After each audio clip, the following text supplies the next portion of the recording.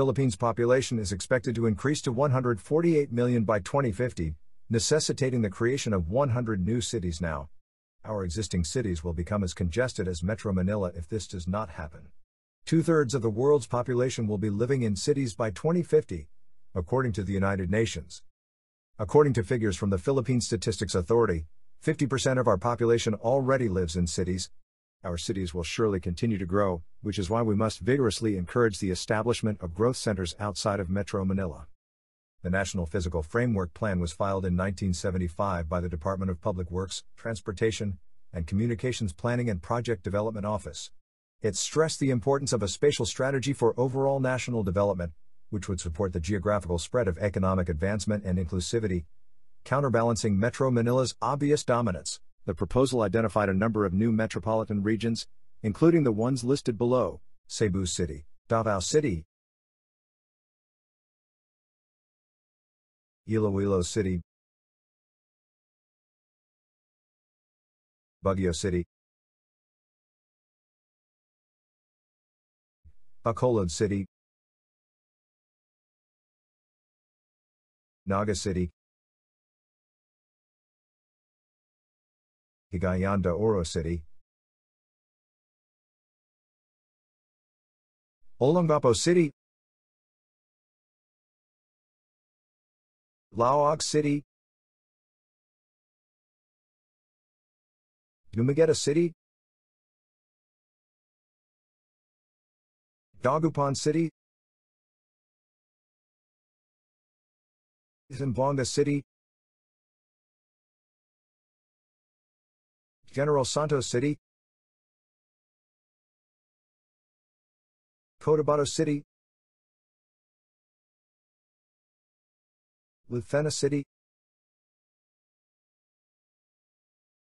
Sta Cruz Laguna, Iligan City, Fernando City, Batangas City, Angeles City, Tacloban City, Tagbilaran City,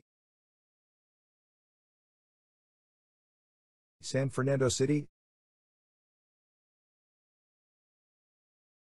Legazpi City, Dipolog City,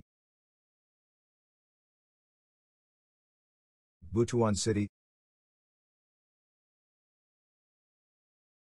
Pablo City, Tarlac City, Tuguegarao City, and Cabanatuan City. Our goal at Palafox is to contribute to regional growth outside of Metro Manila while also improving its livability, sustainability, and resilience. We collaborate with the government and the corporate sector to plan and design inclusive and sustainable new urban centers and communities. Bulacan, Pampanga, Clark, Calabarzon, and Metro Ilocos are among Luzon's prospective growth centers. The province of Pampanga is renowned as the central and northern Luzon region's business and financial hub. Clark, which is located in the province, is a perfect location for us to build our own city of the future, and it will be critical to central Luzon's prosperity. This is where we can use appropriate urban planning and design to create smarter, greener, more efficient, and resilient regions that have not been properly applied in our Metro Manila cities. These will hopefully prevent us from repeating Metro Manila's urban woes. New Clark City, the Clark Freeport Zone, and other regions are part of the huge development. Pampanga is poised to become the gateway to Asia with the completion of a newer Clark International Airport, as well as other important projects such as the Malolos-Clark Railway Project directly connecting Manila to the airport and the North-South Commuter Railway Extension Project. Metro Ilocos, especially Ilocos Norte, offers enormous prospects for long-term tourism development. Ilocos Norte has enough territory to accommodate 5 Metro Manilas and 4 Singapores. It can take advantage of the region's historical heritage monuments and gorgeous natural scenery. Metro Ilocos will be a major contributor to northern Luzon's equitable and sustainable development through increased ecotourism, historical conservation, and infrastructural developments. Along with advancements in Luzon, we're looking south to tap into the vast potential of the Visayas and Mindanao, notably Metro Davao, Zamboanga, Cagayan, and Siargao. Both regions contain abundant natural resources and biodiversity, as well as thriving commerce and industrial hubs, and have seen significant infrastructure development. The Visayas has 4 flagship projects to complete under the Build program. The new Cebu International Container Port, as well as the construction and improvement of additional facilities at the Iloilo International Airport, the new Bohol Airport, and the Bacolod City International Airport, are among these projects.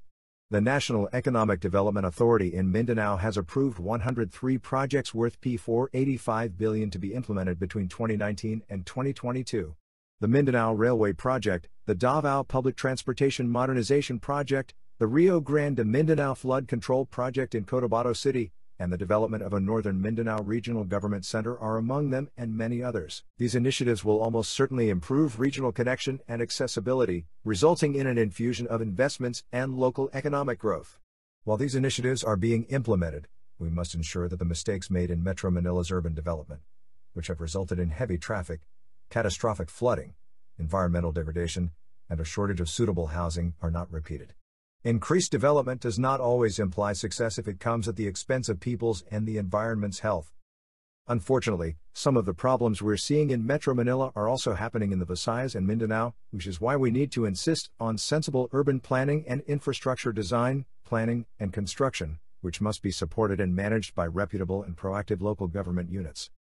Imagine what our country's future holds with visionary leadership, strong political will, a respect for good planning and design, and effective governance. Let us strive together to make the Philippines a country that future generations will be happy to inherit in 2050.